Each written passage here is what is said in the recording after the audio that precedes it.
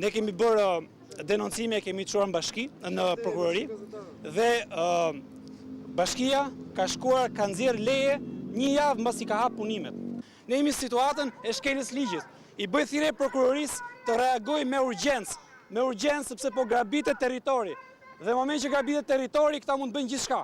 Ai park ka kufi, ai park ka status. Nuk mund të futesh brenda edhe pastaj të fillosh bësh çfarë duash.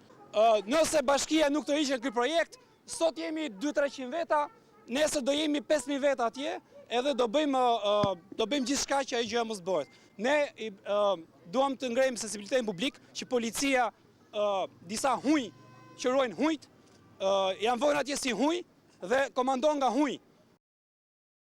Është era e parë që të rinj dhe të rejat shqiptare, qytetarë të përgjegjshëm ngrihen për të mbrojtur hapësirat e fundit publike apo të gjelbërta që i kanë ngelur Tiranës.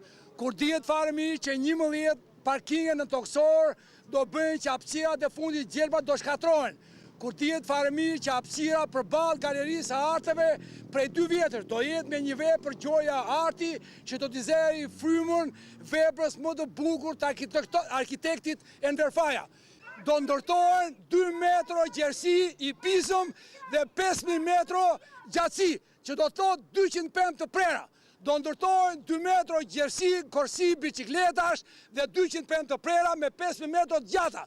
Do ndërtohet ujvara mbrapa korpsit që do të thotë 205 të tjera të prera. Do ndërtohet restoranti që do i shërbej këtyre mini projekteve që do të thotë 105 të tjera. Do ndërtohet garda ku projekti parë frances me 20% ndërtim dhe 80% gjelbërim do të riqet e do thonë që në Shqipëri nuk ndërtohet se s'ka stabilitet politik dhe do vi projekti dytë që është 100% ndërtim urban brenda gardës. Parku është i joni, jo i bashkisë!